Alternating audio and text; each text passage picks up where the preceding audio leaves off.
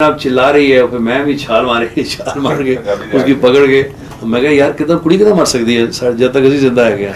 हाँ पकड़ के लिया, फिर इतने में बोट आ गई, बोट को मैं उसको पकड़ा हुआ, बोट पकड़ के किनारे पे लेके आई। तो मेरा तो कोई चक्कर नहीं चला माला सिन्हा के साथ। ये ड्रामे होंगे, सारी चीज़ां होंदियां। कहता है बड़े डीप दिलों दी होंदियां। कहता है कि शादी इज़ वेरी यू नो एक चीज़ हैगी है, उसकी बड़ी पवित्रता पाई जाती है, अदरवाइज कोई शादी निभ नहीं सकती। और पवित्रता का आउटकम होता है थोड़े बच्चे, उन्होंने growth. You know building A home जोड़ा है वो बड़ा इंपॉर्टेंट होता है, और होम जोड़ा है बड़ा प्रेशियस और बड़ा पायस होता है मेरे हिसाब ना। अच्छा उस पाए जो जितना पवित्रता होती है उसकी जितना भी क्लोज रखो ना उन्हें चंगा लगता है। और मैं हमेशा अपनी प्राइवेट लाइफ की हमेशा क्लोज रखा है, क्योंकि मैं किसी इंटरव्यू तुम देख लो या बड़े बड़े फिल्म फेयर वाला मैगजीन्स हैं ये वो, कोई जर्नलिस्ट कोई फोटोग्राफर मेरे बेडरूम कभी नहीं आया। मैंने कहा ये मेरी लाइफ है, तुसा मेरे बारे च लिखो एज एन एक्टर, तुम मेरे बारे च एज ए प्रोड्यूसर डायरेक्टर, मैं कहा स्लैश कर दो, मगर एज ए ह्यूमन बीइंग तुम नहीं जानते हो। क्योंकि एक बंदा एक दफ़ा मिल के थोड़ा अंदाजा लगा सकता है कि कितना चंगा ह्यूमन बीइंग है। You have to spend life some time with a person to understand कि बंदा किदां दा है। तो साढ़े तो उत्थे जर्नलिस्ट आते हैं, वो कॉलेज तो पढ़ के आ जांदियां कुड़ियां, कहंदी जर्नलिज्म पढ़ के आ जांदियां, वो आके जनाब शुरू लिखना शुरू कर देंदियां। तो आजकल ये है कि कोई न्यूज़ विदाउट स्कैंडल कोई न्यूज़ ही नहीं है जी। पॉलिटिक्स में यही चीज़ चल रही है कि भाई कोई गर्म गर्म चीज़ दसो, तुसी फलां पार्टी तो फलां पार्टी की क्रिटिसाइज़ करो, फलां लीडर की क्रिटिसाइज़ करो, हैडलाइन तो तां ही आनगियां। तो मैं ये कहना कि भाई क्रिटिसाइज़ क्यों करिए। तो मेरा यू नो मेरी लाइफ जी है ना जी, जो मेरी प्राइवेट पर्सनल लाइफ है, मैं हमेशा अपने वास्ते रखी है। मैं बाकी तो सारी दुनिया वास्ते मैं हैगा कि कुछ चीज़ अपने वास्ते होनी चाहिए है जी। ਤੁਹਾਡੇ ਮੈਂ ਸਹਿਮਤ ਹਾਂ। ਔਰ ਬੜੀ ਖੁਸ਼ੀ ਦੀ ਗੱਲ ਹੈ ਕਿ ਮੈਡਮ ਨਰਗਿਸ ਹੋਣਾ ਨੇ ਤੁਹਾਨੂੰ ਜੀਵਨ 'ਚ ਬੜਾ ਸਾਥ ਦਿੱਤਾ, ਤੁਹਾਡੀਆਂ ਫਿਲਮ ਪ੍ਰੋਡਕਸ਼ਨ ਤੁਹਾਨੂੰ ਸਾਥ ਦਿੱਤਾ, ਈਵਨ ਦੋ ਕਿ ਤੁਸੀਂ ਇਕੱਠਿਆਂ ਨੇ ਕੋਈ ਫਿਲਮ 'ਚ ਕੰਮ ਨਹੀਂ ਕੀਤਾ, ਪਰ ਉਹਨਾਂ ਨੇ ਯਾਦਾਂ ਜਿਹੜੀ ਤੁਸੀਂ ਉਚੇਚੇ ਮੇਰੇ ਖਿਆਲ ਉਹਦੇ 'ਚ ਉਹਨਾਂ ਦੀ ਬੜੀ ਕੰਟਰੀਬਿਊਸ਼ਨ ਸੀ। ਤੁਸੀਂ ਫਿਲਮ ਕੈਰੀਅਰ 'ਚ ਕਿੰਨੀਆਂ ਫਿਲਮ ਬਣਾ ਚੁੱਕੇ ਹੋ? मैं कभी गिड़ियां तो नहीं है, मगर कुछ 100 तो ज़्यादा भी नहीं होनी। मेरा ख्याल है 100 भी नहीं होनी है मेरी पिक्चर। हाँ जी, मेरा ख्याल है कि दिलीप साहब और मैं वह दो ही ऐसे कलाकार है जिन्हों की अजे तक कोई 100 तो उत्ते फिल्म नहीं टप्पी होनी। ਇਹਦਾ ਕਾਰਨ ਵੱਡਾ you pick and choose your roles. नहीं पिक एंड चूज के अलावा भी बिकॉज द पैसा was never a temptation for me जी। क्योंकि कई बंदा इन्ना भुखारिया हो ना जिले, फिर then he wants to grab everything. और मैं शुरू तो भुखे नहीं रहे, भुख के बाद हुई, but that was man made भुख है जी। That was created by human beings who are not human beings. तो जिले मैं देखा कि बहुत स्ट्रगल रब फिर सुने है, तो मैं क्या क्यों सुने मैं रब भाई मेरी इस वास्ते कि मैं पैसा बनावा या मैं ना पैदा करा एंड ह्यूमैनिटी की सर्विस करा। क्योंकि वो रब मन उत्थे सड़क नहीं रख सकता सी all my life, but why he pick me up from the road because there millions of people on the roads of India. और वो उस मन पिक क्यों किया? इस वास्ते कि मैं मालामाल हो जाऊँगा, या उस मन पिक किया इस वास्ते कि यार मैं तन पिक कर रहा मगर इंसानियत की खिदमत कर। तो I needed only that much money. I always pray to God कि रब्बा मन इन्ना कुछ दे ताकि मेरी नज़र किसी सामने ना चुकन। उस तो बाद मैं और कुछ नहीं चाहिए, और वो मन रब दिता है जी। और क्या चाहिए? 2 वक्त की रोटी मिल जाए, अच्छा रहने वास्ते मिल जाए, बच्चों की कोई तकलीफ ना है, मैं उन्होंने जितने भी बेस्ट एजुकेशन में अपने बच्चों को दे दी, बाकी उन्होंने अपने नसीब है। My mother gave me the best what ever she could give. उस बाद मेरे नसीब से इन द सेम वे मैं I can't leave behind millions for my kids, they must make millions for their kids. मैंने जो किया मैं तो है ना जो करना है मैंने कर दिया, मगर मैं I will definitely leave behind a name so that they can with pride say to their friends कि यार असी फलां दे पुत्र है गया। है जी, and that is the wealth that you leave behind for your children. बाकी पैसा वैसा किस देखे जी, ये बिरला टाटा चले जाते हैं बेचारे, किसी पब्लिक को पता नहीं लगता कि कितना पैसा छड़ के गए, है जी। This is what it is. Dutt Sahib 1981 ਚ ਕੁਦਰਤੀ ਟ੍ਰੈਜੇਡੀ ਇਹੋ ਜਿਹੀ ਸਾਡੇ ਜੀਵਨ ਚ ਇੱਕ ਨਵਾਂ ਮੋੜ ਆਇਆ, ਤੇ ਉਦੋਂ ਬਾਅਦ ਤੁਸੀਂ ਆ ਜਿਹੜੇ ਨਰਗਸ ਉਹਨਾਂ ਦੀ ਯਾਦ ਜਿਹੜੇ ਫਾਊਂਡੇਸ਼ਨ ਸਥਾਪਿਤ ਕੀਤੀ, ਉਹਨਾਂ ਦੇ ਸਨੇਹੀਆਂ ਨੇ ਤੁਹਾਡੇ ਸਹਿਯੋਗ ਨਾਲ ਇਹਦੇ ਚ ਕਾਫੀ ਇਨਵੋਲਵ ਰਹੇ। ਹੁਣ ਉਦੋਂ ਤੋਂ ਹੁਣ ਤੱਕ ਇਸ ਵਿੱਚ ਕੀ ਕੁਝ ਹੋ ਚੁੱਕਾ, ਥੋੜਾ ਚਾਨਣਾ ਪਾਉਂਗੇ? ਹਾਂਜੀ, ਦਰਅਸਲ ਐਕਚੁਅਲੀ ਮੈਂ ਦੇਖੋ ਜੀ, ਮੈਂ ਤਿੰਨਾਂ ਚੀਜ਼ਾਂ ਤੋਂ ਬੜਾ ਘਬਰਾਦਾ ਸਾਂ। तो आई ऑलवेज टू प्रे कि मैंने कहा यार देखो रब्बा बन, एक तो अदालत ना भेजी, और एक अस्पताल ना भेजी, और एक पुलिस स्टेशन ना भेजी। मगर रब क्या, मैं तो ना तीनों जगह रगड़ा और खूब रगड़ा उस, तो मैं कहा चलो ठीक है रगड़ा भाई, है ये तेरी रजा है। अगर तू चाहना है कि इससे तू बड़ा खुश है तो देख रहे हैं तमाशा कि ठीक है मैं सुनिंदा ती रगड़ रहे हैं तो रगड़ लिया, और तू ही सानू ताकत दी है कि असीं भी रगड़ते रहांगे मगर सरेंडर नहीं करांगे। तो यही चीज़ हुई मेरी लाइफ जी, क्योंकि मैं एक फिल्म बनाई रेशमा शेरा,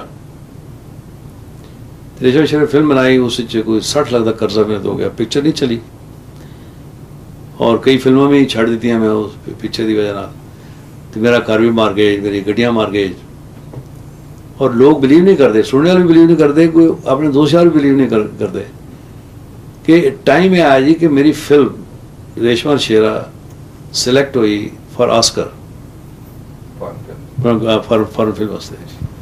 अच्छा, it is a great honour कि एक इंडियन फिल्म जी है सिलेक्ट होए फॉर ऑस्कर। लोग तो तरसते हैं ऑस्कर अपनी पिक्चर भेजने वास्ते। तो यकीन जाने कि मेरे को उस जमाने 10,000 प्रिंट बनता सी, नया प्रिंट, तो मैं चाहता था नया प्रिंट जो है उसकी जरा भेजा जाए उथे, क्योंकि film was visual film, desert ये वो सारा ना राजस्थान, और मेरे कैमरामैन की अवार्ड भी मिले उसकी फोटोग्राफी का। तो तुम यकीन जानो कि साढ़े को 10,000 रुपया भी नहीं सी, और मैं अपने फाइनेंसर्स को गया जिन्हें मैंने पैसा दिता, मैं कहा जी मैंने 10,000 रुपया दे दो, मैं प्रिंट बनाना भेजना उत्थे। तो कहते अगे 60 लाख रुपया देना तू, ये 10,000 तू केड़ा तीर मार लेंगे तू। And that was the first time in my life I came home and I cried. कि देखो मैं कोई वुमनाइजिंग पैसा नहीं खर्च किया, मैं कोई गैमलिंग पैसा खर्च नहीं किया, मेरा पैसा लगा in my creation, and these people are not bothered. ये बंदे सन जेडे पिक्चर रिलीज तो पहला कहे सन कि क्या फिल्म है, क्या विजुअल है, तो मैं 10,000 क्या फर्क पैंदा जितने 60 लाख दी सी।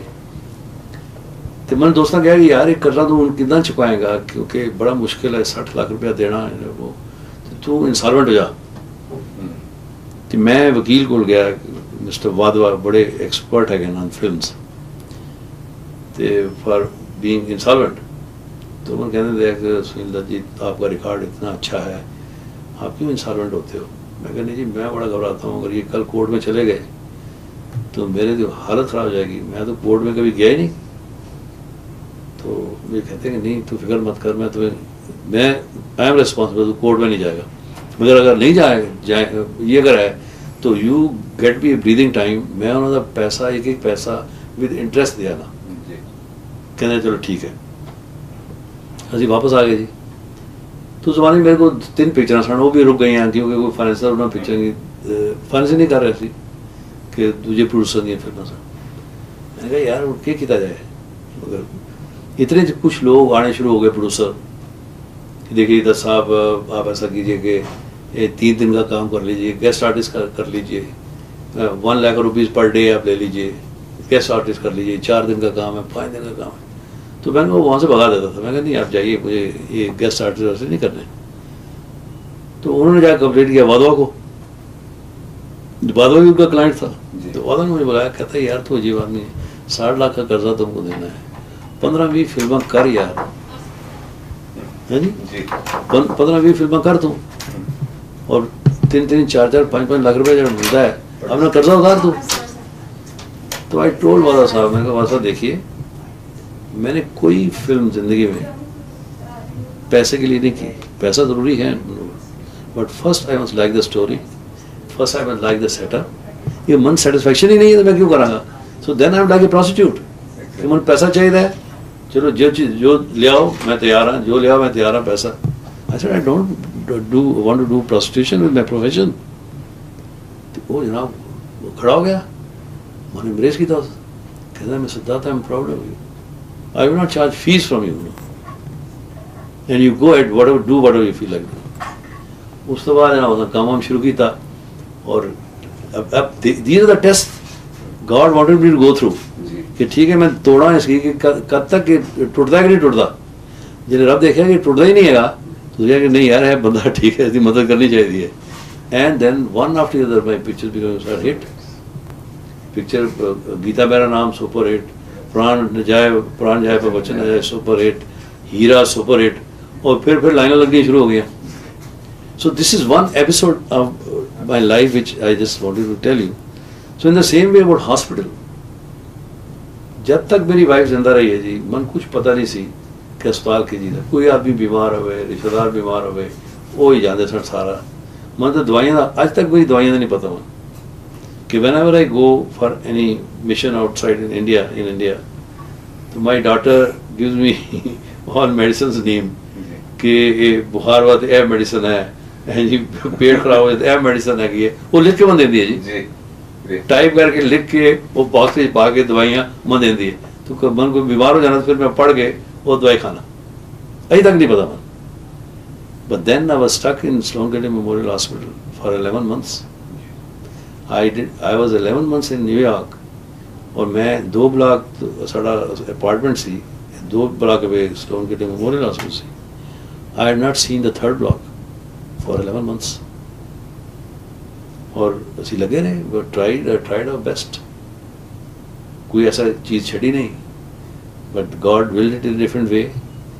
But then again I realised कि अगर मेरी वाइफ बच जाती तो शायद मन मेरे अंदर इतना दर्द नहीं होता। शायद गॉड चोज मी अगेन कि देख मुड़िया ए चीज़ जी है इस बड़ा दर्द हैगा, जो दर्द तू महसूस किया है वो तेरी वाइफ महसूस किया है, वो तेरे बच्चों किया है। इस तरह millions of people are going through this and you must contribute something to their life if you can. मगर बेस्ट पार्ट इस जी कि after 5 surgeries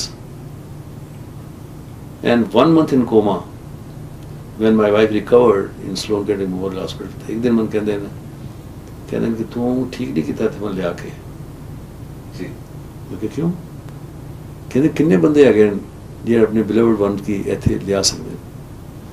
How many people they are there in our country जेड़े अपने उन्होंने भी रिश्तेदार उन्होंने प्यारे बीमार होंगे होंगे और क्या लिया सकते हैं थे? उन्होंने कहा कि बन कहते हैं कि मैं ते नरगिस बनी वो अपने कामन आदमी के प्यार की वजह ना उन्होंने मन नरगिस बनाया है। And I am one of them. मैं भी you brought me in special category, you know, तू बनते इतने लेना नहीं चाहिए सी। तो I should have been over there, died over there, had the same treatment of those people are having. Otherwise we must give them the similar treatment that you gave me here.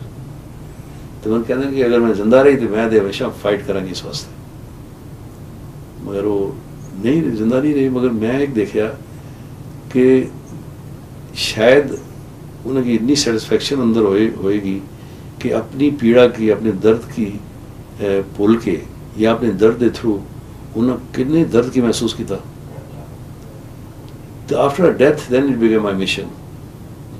और जिथे जिथे मैं गल की थी अपने Indian भरावां नाल, अमरीका किधर ये वो सारा, दे जनरली फेल्ट, ये नहीं कि you know they just wanted to make me happy for a while and all, they generally felt कि yes this is such great cause and it should be pursued, it should be helped. And that is the reason मेरी जेब तो पैसा तो नहीं गया जी। I just come, I am a source between this illness and the contributors and the entire credit जो है ये सारे साढ़े इंडियन भरा जिहड़े विदेश रहिंदे ने, ये उन्होंने सारा क्रेडिट उन्होंने की जाता है, और मैं हमेशा उन्होंने की दिता है, मैं कोई क्रेडिट नहीं लिया। सो मैं I am just a source because I want कि अगर थोड़ा कुछ भी हो जाए किसी गरीब वास्ते ਉਹਦੇ ਚਿਹਰੇ ਤੇ ਸਮਾਈਲ ਵੀ ਆ ਜਾਏ, ਉਹਦੇ ਫੈਮਿਲੀ ਤੇ ਸਮਾਈਲ ਵੀ ਆ ਜਾਏ, ਤੇ ਅਸੀਂ ਸੋਚਾਂਗੇ ਕਿ ਅਸਾਂ ਕੰਟਰੀਬਿਊਟ ਕੀਤਾ, ਕੋਈ ਨਾ ਕੋਈ ਕੰਟਰੀਬਿਊਟ ਕੀਤਾ।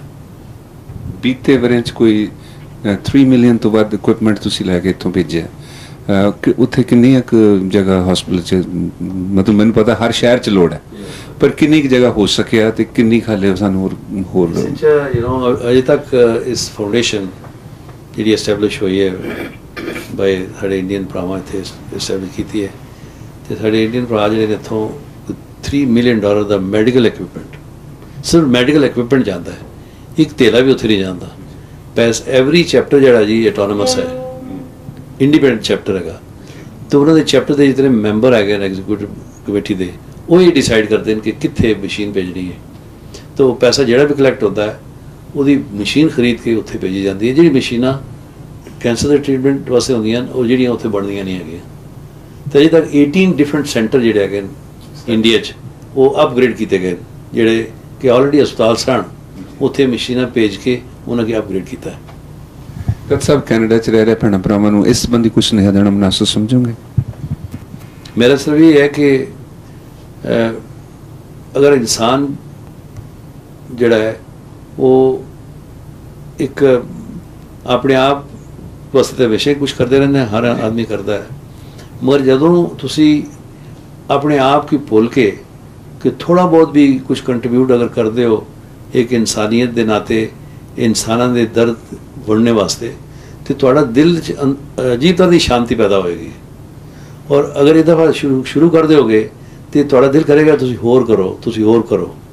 और मैं तो ये समझना कि हूँ मैं इस जिदा इनवॉल्व हैगा इस कैंसर, ड्रग प्रॉब्लम, एड्स, असी स्पैस्टिक बच्चों के स्कूल चला रहे हैं, मगर इस सामने इंसान है मेरे, ना कोई धर्म है, ना कोई ज़ात है, ना कोई प्रांत है, इंसानियत है। अगर इंसान है, अच्छा इंसान है, तो वो सबसे बड़ा अच्छा धर्म को मानने वाला है, मैं समझता हूँ। क्योंकि मैं समझता हूँ कि किसी शायर ने बड़ा अच्छा कहा है कि फरिश्ते से बेहतर है इंसान बनना, फरिश्ते से बेहतर है इंसान बनना, मगर इसमें लगती है मेहनत ज़्यादा। फरिश्ता बनने के लिए, साधु संत बनने के लिए तो मैं अपना घर बार छोड़ के, दुनिया छोड़ के पहाड़ों पर जा सकता हूँ, तपस्या कर सकता हूँ, मगर इस दुनिया में रह के, इस दुनिया का दुख बर्दाश्त करके, इस दुनिया की मुसीबतों का सामना करके भी एक अच्छा इंसान रहना, वो बड़ा मुश्किल होता है जी। और वो अच्छा इंसान वही होता है जो हर धर्म से प्यार करे, हर धर्म के मानने वालों से प्यार करे, हर ज़ात के लोगों से प्यार करे, हर मुल्क के लोगों से प्यार करे। तो मैं तो ये समझता हूँ कि कोई इंसान सिर्फ हिंदुस्तान में नहीं है, इंसान पाकिस्तान में भी है, इंसान बांग्लादेश में भी है, इंसान यहाँ कनाडा में भी है, इंसान अमेरिका में भी है, और हैवान भी सभी जगह है। मगर अगर इंसान ज़्यादा हो जाएंगे तो हैवानियत जो है वैशीपना ख़त्म हो जाएगा। तो ये मेरा सिर्फ कहना है। डॉक्टर साहब, मैं थोड़ा काफ़ी समय लिया, एक एवेन्यू मैं थोड़ा होर थोड़ा जिहा टच करना चाहुंदा। अज तो कुछ वरे किन्हां कारणों ने तुहानूं राजनीति वल प्रेरिया सी, ते ये भी जानना चाहां किन्हां कारण ने कि तुसीं थोड़ा जिहा पिछले कुछ अरसे तो थोड़ा जिहा आउट जिहा हो गए, या मेरी गलतफहमी भी हो सकती है, ये दूर भी कर सकते हो? एक्चुअली राजनीति जो मेरे हिसाब से इन डेमोक्रेसी जी, लोग राजनीति अगर बादशाहों का राज हो या अंग्रेज़ों का राज हो, उसमें राजनीति में मैं आऊँ तो वो अलग चीज़ थी। मगर डेमोक्रेसी में, जिसको हम उर्दू में जमहूरियत बोलते हैं, हिंदी में लोग राज बोलते हैं, अंग्रेजी में डेमोक्रेसी बोलते हैं, तो पंजाबी च भी यही है कि जनता का ते वो एक्चुअली उसी क्या है कि पॉलिटिक्स जो है वो मेरे लिए देश सेवा है, लोक सेवा है। ये तुसी समझदे हो कि जे तुसी सियासत च आए हो तो लोगों की सेवा करने वास्ते प्रवेश, और बेसिक चीज़ां जिहड़ियां मैं जिस फिलासफी में बिलीव करना, बिकॉज मैं एक्चुअली गांधीयन हैगा जी, मैं I am against violence, because violence में बड़ी देखी है।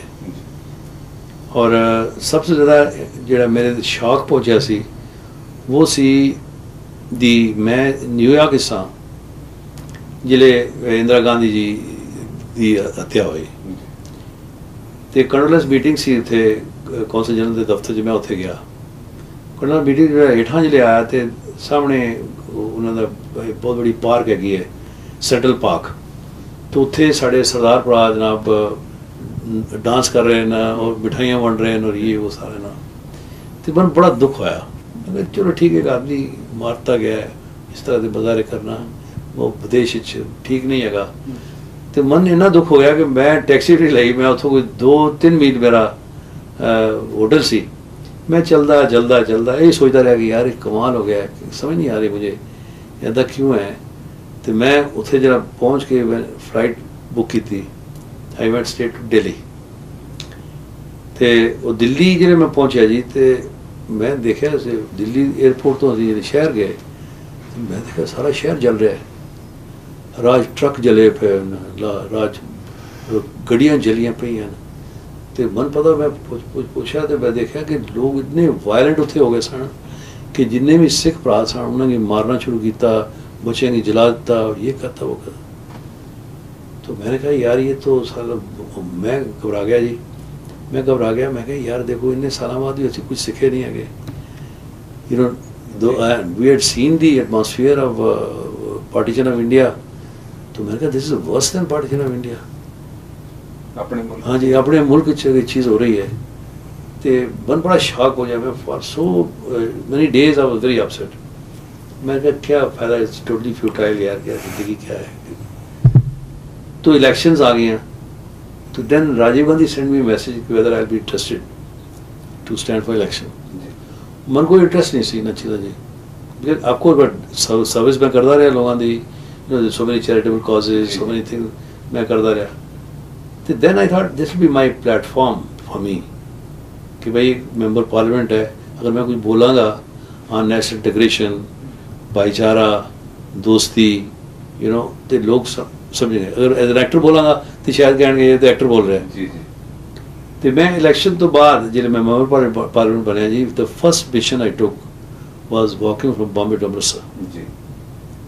मैं हवाई जहाज से भी जा सकता था। My walk from Bombay to Amritsar was that whatever is happening it is not good for us.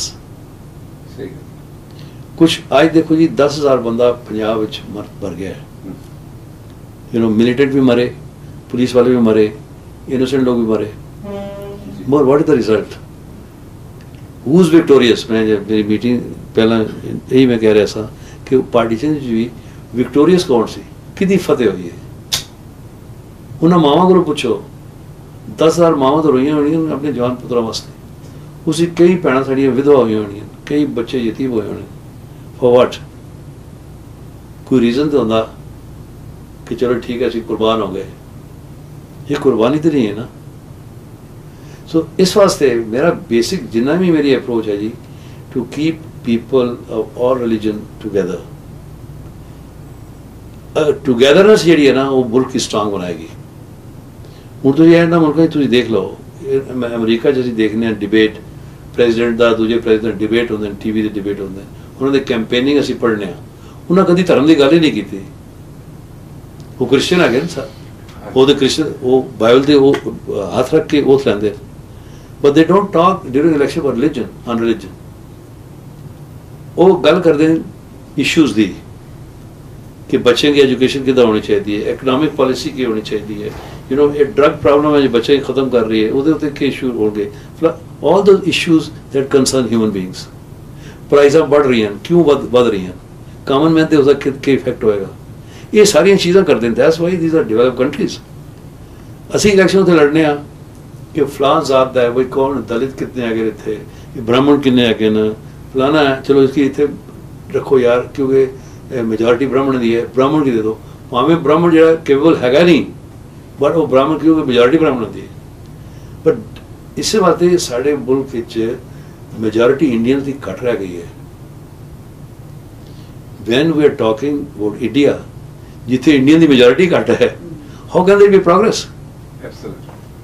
The progress तो ही होगी कि मेजॉरिटी इंडियन की होवे। So this is where I feel, अच्छा मेजॉरिटी इंडियन की नहीं हैगी, इसलिए नेशनलिज्म साडा जिहड़ा डाउन जा रहा है। कोई नेशनलिज्म की गल ही नहीं है। तो इस वास्ते these are the issues which I usually take that concerns human beings, the progress of human beings, because that is very vital. साढ़े बच्चे, अगर बच्चा पास होता है तो why a mother must run, a father must run with the recommendation letters to get admission for the child. अगर बच्चा पास हुआ है, he has the right for admission. अगर बच्चा इंजीनियर बने हैं, he has the right to get the job. Why they must run? That is the frustration. And we can only rectify this कि when we are not biased. अगर मैं हिंदू हाँ तो मैं सिर्फ हिंदुओं का ख्याल रखा, मैं मुसलमान हाँ तो मुसलमानों का ख्याल रखा, अगर मैं सिख हाँ तो सिखों का ख्याल रखा, फिर तो it is already division. Though it is not division, legally, but emotionally is a division. अच्छा, डिवीजन इमोशन तो शुरू होती है, लीगैलिटी बाद आती है. So this is very vital, and I feel that it is the duty of enlightened people like you, that when you convey this feeling, you must convey with abundance. कि ठीक है गुरुद्वारे च असी जाने आ, ठीक है मंदिर च असी जाने आ, but we must think of India as one. और वही चीज़ है, अगर वो चीज़ जी है नहीं है, बिकॉज अर्लीयर आल्सो सारे इकट्ठे रहते सन, हिंदू मुसलमान सिख ईसाई सारे दे त्यौहार होंदे सन, छोटे छोटे पिंडां जो मंदिर भी होंदा सी, गुरुद्वारा भी होंदा सी, मस्जिद भी होंदी सी, पर सदियां लोग रहंदे सन, कोई सवाल ही नहीं पैदा होंदा सी. Why today? And this is what is we should be, because otherwise there is no dearth in our countries. We can have tremendous progress. पर ਇਹ ਜਿਹੜੀ ਚੀਜ਼ ਹੈ ਸਾਡੀ ਪ੍ਰੋਗਰੈਸ ਕੀ ਰਿਟਾਰਡ ਕਰਦੀ ਰਹਿੰਦੀ ਹੈ, ਖਿੱਚਦੀ ਰਹਿੰਦੀ ਹੈ ਇਹ ਚੀਜ਼ਾਂ ਜਿਹੜੀਆਂ. ਬਹੁਤ ਅੱਛਾ ਦੱਤ ਸਾਹਿਬ, ਮੇਰੀ ਇਹ ਬੜੀ ਪ੍ਰਬਲ ਇੱਛਾ ਹੈ ਕਿ ਜਦੋਂ ਦੇ ਤੁਹਾਡੇ ਵਿਚਾਰ ਨੇ, ਇਹੋ ਜਿਹੇ ਵਿਚਾਰਾਂ ਵਾਲੇ ਸੂਝਵਾਨ ਸਾਡੇ ਮੁਲਕ ਦੇ ਨੇਤਾ ਹੋਣ, ਜਿਨ੍ਹਾਂ ਮੁਲਕ 'ਚ ਖੁਸ਼ਹਾਲੀ ਵੀ ਆਵੇ ਤੇ ਏਕਤਾ ਵੀ ਵਧੇ. ਤੇ ਮੈਨੂੰ ਤੁਸੀਂ ਇੱਕ ਇੰਟਰਵਿਊ ਦੇ ਸ਼ੁਰੂ 'ਚ ਆਪਣੀ ਮਾਤਾ ਜੀ ਦਾ ਸੁਨੇਹਾ ਸਾਡੇ ਨਾਲ ਸਾਂਝਾ ਕੀਤਾ ਸੀ. ਮੇਰਾ ਖਿਆਲ ਹੈ ਕਿ ਜੇ ਹਰ ਭਾਰਤੀ ਮਾਂ ਆਪਣੇ ਬੱਚੇ ਨਾਲ ਇਸ ਗੱਲ ਸਾਂਝੀ ਕਰੇ ਕਿ ਇਹ ਮੁਲਕ 'ਚ ਹਰ ਹਿੰਦੂ ਸਿੱਖ ਮੁਸਲਮਾਨ ਸਭ ਤੇਰੇ ਭਰਾ ਨੇ, ਤੇਰੀਆਂ ਭੈਣਾਂ ਨੇ, ਤੇ ਸਾਡੇ ਮੁਲਕ ਜਿਹੜੀ ਸਾਂਝੀਵਾਲਤਾ ਦੀ ਗੱਲ ਹੈ ਉਹ ਜ਼ਿਆਦਾ ਪ੍ਰਫੁੱਲਤ ਹੋ ਸਕਦੀ ਹੈ. ਤੁਸੀਂ ਜ਼ਿੰਦਗੀ 'ਚ ਬਹੁਤ ਕੁਛ ਦਿੱਤਾ ਹੈ ਆਪਣੇ ਕੋਲੋਂ, ਜਿਸਮਾਨੀ ਤੌਰ 'ਤੇ, ਫਾਈਨੈਂਸ਼ੀਅਲ ਤੌਰ 'ਤੇ, ਆਪਣੇ ਇੱਕ ਵਿਸ਼ਵਾਸ ਨੂੰ ਇਸ ਅਕੀਦੇ ਵਿੱਚ, ਜਿੱਥੇ ਮੈਂ ਤੁਹਾਨੂੰ ਤਹਿ ਦਿਲ ਤੋਂ ਵਧਾਈ ਦਿੰਦਾ, ਤੇ ਉੱਥੇ ਅਸੀਂ ਅਰਦਾਸ ਕਰਦੇ ਹਾਂ ਕਿ ਜਿਹੜਾ ਵੀ ਤੁਹਾਡਾ ਮਿਸ਼ਨ ਹੈ ਪਰਮਾਤਮਾ ਉਹਨਾਂ 'ਚ ਤੁਹਾਨੂੰ ਸਫਲਤਾ ਬਖਸ਼ੇ. ਅਸੀਂ ਜਿੱਥੇ ਵੀ ਰਹਿੰਦੇ ਹਾਂ ਤੁਹਾਡੇ ਲਈ ਸਦਾ ਸਾਡੀਆਂ ਬਾਹਾਂ ਖੁੱਲ੍ਹੀਆਂ ਨੇ. ਤੇ ਮੇਰੇ ਖਿਆਲ ਜਿਹੜੇ ਕੈਨੇਡਾ 'ਚ ਵੀਰ ਭਾਈ ਨੇ, ਉਹਨਾਂ ਨੂੰ ਮੈਂ ਬੇਨਤੀ ਕਰਾਂਗਾ ਕਿ ਚੰਗੇ ਕੰਮ ਲਈ ਤੁਸੀਂ ਆਪਣੀ ਜੇਬਾਂ ਵਿੱਚ ਜਿਸ ਤਰ੍ਹਾਂ ਇੱਥੇ ਖੋਲ੍ਹਦੇ ਹੋ, ਇਹ ਨਰਗਸ ਮੈਮੋਰੀਅਲ ਫਾਊਂਡੇਸ਼ਨ ਵੱਲੋਂ ਜਿਹੜੇ ਵੀ ਕੈਂਸਰ ਦੇ ਹਸਪਤਾਲਾਂ ਲਈ ਮਸ਼ੀਨਾਂ ਇੱਥੋਂ ਭੇਜੀਆਂ ਜਾਂਦੀਆਂ ਨੇ, ਉਹ ਤੁਸੀਂ ਆਪਣੇ ਲੋਕਲ ਚੈਪਟਰ ਨਾਲ ਤਾਲਮੇਲ ਕਰਕੇ ਉਹਨਾਂ ਦੀ ਮਦਦ ਕਰ ਸਕਦੇ ਹੋ. ਨਹੀਂ ਤੇ ਜਿਹੜਾ ਨੰਬਰ ਅਸੀਂ ਕਦੀ ਤੁਹਾਨੂੰ ਦਿਆਂਗੇ ਤੁਸੀਂ ਉਹਨਾਂ ਨਾਲ ਤਾਲਮੇਲ ਕਰ ਸਕਦੇ. ਦੱਤ ਸਾਹਿਬ, ਅਸੀਂ ਸਾਰਿਆਂ ਨੇ ਇਸ ਧਰਤੀ ਤੋਂ ਟੁਰ ਜਾਣਾ, ਸਭ ਤੋਂ ਪਹਿਲਾਂ ਵੱਡੇ ਟੁਰ ਗਏ ਨੇ. ਮੈਂ ਚਾਹਾਂਗਾ ਤੁਸੀਂ ਆਪਣੇ ਸ਼ਬਦਾਂ 'ਚ ਕਿਵੇਂ ਕਹੋਗੇ ਕਿ ਲੋਕ ਤੁਹਾਨੂੰ ਕਿਵੇਂ ਯਾਦ ਰੱਖਣ? ਬੜਾ ਔਡ ਜਿਹਾ ਸਵਾਲ ਹੈ, ਤੁਸੀਂ ਪੁਰਾਣਾ ਬਣਾਇਆ जी. मैं तो आदमी पहचाना जाता है अपने कर्मों से. क्या होता है कि मैं तो गीता के उस उपदेश पे बिलीव करता हूँ कि तुम अपना कर्म करो, फल की इच्छा मत करो. आपके कर्म में कितनी सिंसियरिटी है, कितनी लगन है, कितनी अच्छाई है, उसी के हिसाब से फल मिलेगा आपको. मगर कब मिलेगा, किस वक्त मिलेगा, ये अगर आप सोच के चलेंगे तो फिर आपके कर्म में वो सच्चाई नहीं होगी जो होनी चाहिए. और एक शेर है मुझे बड़ा याद आता है कि जो मैं अपनी फ़िलासफ़ी समझता हूँ कि हर राह गुज़र पे शमा जलाना है मेरा काम. हर राह गुज़र पे शमा जलाना है मेरा काम, तेवर हैं क्या हवा के ये मैं देखता नहीं. तो हमारा तो काम ये है जी कि जहाँ तक चलता है चले चले. और बाकी ऐसी चीज़ें तो आती रहती हैं, रात में रुकावटें आती रहती हैं. आप कोई अच्छा काम करो, कोई भी अच्छा काम करो, लोग शक की नज़र से देखते हैं आपको, मगर उसका मतलब ये थोड़ा कि आप काम करना छोड़ दो. शक की नज़र से देखते रहें, एक दिन आएगा कि वही शक जो है उनका एक बदलेगा. और हर एक जो भी किसी भी ग्रेट आदमी की आप देख लीजिए, लोगों ने सब हमेशा उनको शक की नज़र से देखा है. हैरी साहब बैठे हुए हैं, हमारे आर्य समाज के, हमारे स्वामी दयानंद जी जब पहली बार पंजाब गए तो उनका कैसे स्वागत हुआ, क्योंकि भाई नई चीज़ बता रहे थे वो हिंदुओं को, वहाँ पंजाब में नई चीज़ बता रहे थे.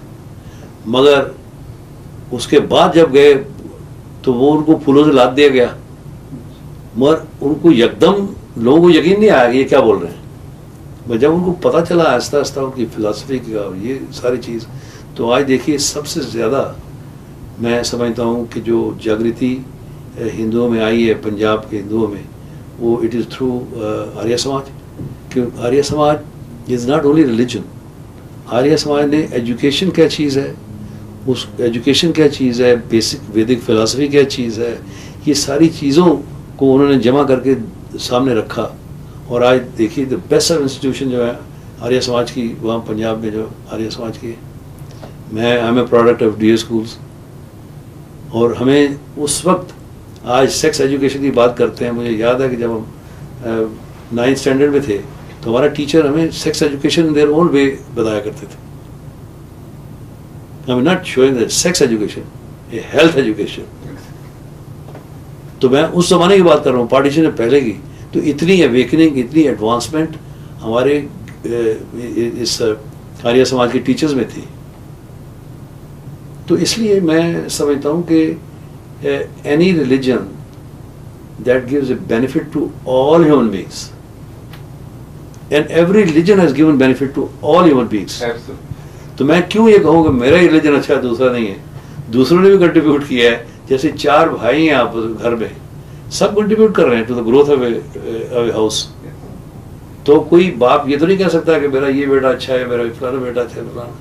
चारों ही अच्छे हैं, पांचों ही अच्छे हैं, ऐसी फीलिंग क्यों नहीं होनी चाहिए। बहुत अच्छे दस साहब, ਸਮਾਂ ਦੇਣ ਲਈ ਧੰਨਵਾਦ।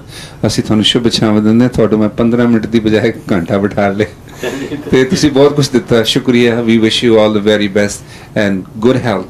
ਐਂਡ ਸਾਡੀਆਂ ਤੁਹਾਡੇ ਪਰਿਵਾਰ ਲਈ ਵੀ, ਸੰਜੇ ਸਾਹਿਬ ਲਈ ਖਾਸ ਕਰਕੇ, ਬੇਟੀਆਂ ਲਈ ਸ਼ੁਭ ਇੱਛਾਵਾਂ। ਥੈਂਕ ਯੂ ਜੀ।